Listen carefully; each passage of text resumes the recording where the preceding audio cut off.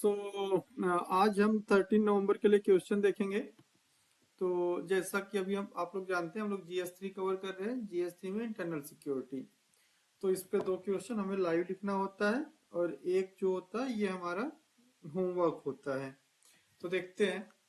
तो article 244 of the Indian constitution relate to the administration of the schedule area and schedule tribal area and lies the impact of non-implementation of provisions of fifth schedule on the growth of LWE। तो इसमें आपको article 244 के बारे में थोड़ा सा बता के शेड्यूल 5 को बता दो। शेड्यूल 5 में बेसिक बेसिक चीजें क्या है, जैसे तमामी स्टेट को छोड़ के, त्रिपुरा, असम, मेघालय, मिजोरम को छोड़ के यहाँ पे आपको स्पेशल पावर देनी होती है। तो थोड़ा बहुत पैसा वगैरह को मेंशन करके ये बता दो। उसके बाद एकदम पहली हेडिंग डालो इसमें कि इम्पैक्ट क्या हुआ non implementation of provisions of the fifth schedule. तो ये बताओ कि वहाँ डेवलपमेंट नहीं आई, एम्प्लॉयमेंट की दिक्कत हुई, तो उससे वहाँ पे काफी ज्यादा अंडर डेवलप्ड रह गया, जिससे जो भी एक्सट्रीमिस्ट ऑर्गेनाइजेशन थे उनको रिक्रूटमेंट करने का एक वो मिल गया, तरीका मिल गया इसी लाइन पे। तो एलडब्ल्यू को उसने और बढ़ा दिया। तो इस तरह से आप पूरा लिख सकते हो और फिर इसका वे हेड बता दो। चाहो तो आप तेलंगाना का ग्रे हॉन्ड और इस तरह की जो इनिशिएटिव समाधान एक था, तो ये सारी चीजें मेंशन करके आप इसका वे हेड बता दो और फिर इसको सबका साथ सबका विकास इस टाइप से कोई एक अच्छा सा कोट ले लो इंक्लूजन का और उसको कंक्लूड कर दो। फिर देखो, India needs modern arm forces and younger, linear, battle ready soldiers to tackle security challenge of the 21st century. In this perspective, evaluate the Agnipath scheme. तो आपको यहाँ पे अग्निपथ स्कीम को की नीड बता दो, मतलब एडवांटेज क्या क्या है, फिर इससे इश्यूज क्या क्या आते हैं और उसको कर क्या सकते हैं। तो सबसे पहले आप नीड बता दो। तो नीड में हमारा क्या क्या होगा। नीड में जैसे अभी जो हमारी आर्मी की मीन मतलब एवरेज एज है वो 32 है, हमें उसको घटा के 25-26 करना है। दूसरा, ये इंटरनेशनल कम्पिटेटिवनेस को बढ़ा देगा, जैसे इजराइल, यूएस वगैरह की फोर्स में इस तरह की चीजें होती हैं, तो इंडिया में भी होना चाहिए। तीसरा, कॉस्ट इफेक्टिव होगा, हमें पैसा कम देना पड़ेगा। अभी लगभग डिफेंस का 51% जो पार्ट होता है वो इनके आर्मी पर्सनल के पेंशन में ही चला जाता है, तो हमारा रिड्यूस होगा।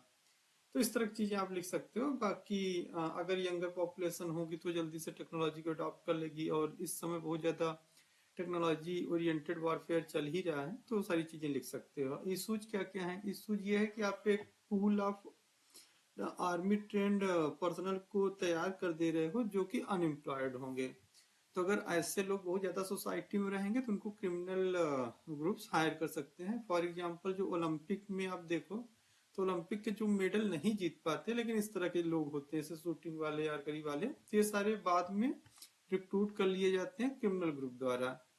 तो सेम यहाँ पे भी होने लगेगा। तो ये एक बड़ा चैलेंज है। दूसरा ये है कि जो इतने अनएम्प्लॉयड लोग हो जाएंगे, जो 75% रिजेक्ट हो जाएंगे, वो जाएंगे कहाँ।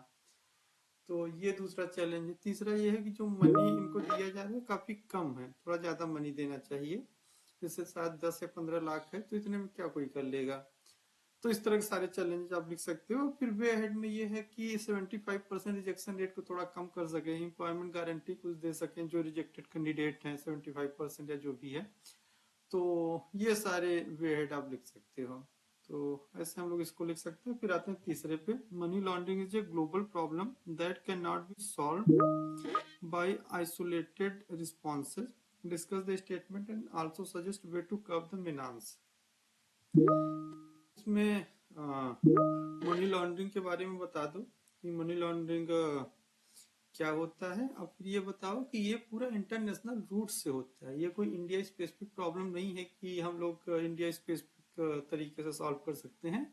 आपको इंटरनेशनल कोलैब करना ही पड़ेगा। फॉर एग्जांपल, गल्फ कंट्रीज हैं, चाइना है, पाकिस्तान है, तीनों से कोलैब करके ही मनी लॉन्ड्रिंग को आप कर सकते हो। जो हलाला या कौन कौन सी मनी होती है, तो वहां से आप कर लो। इसमें आप एससीओ का, रेट्स का एग्जांपल भी डाल सकते हो। तो ये है। और इसके बाद कैसे इसको दूर करना, उसके मेथड बता दो। तो उसमें भी यही सारा बताना पड़ेगा कि इंटरनेशनल कोलैब बढ़ा दो, टेक्नोलॉजी ओरिएंटेड सोल्यूशन लाओ, ये सारी चीजें। और फिर इसको कंक्लूड कर दो, 10 मार्कर है, 2 हेडिंग बना लिया।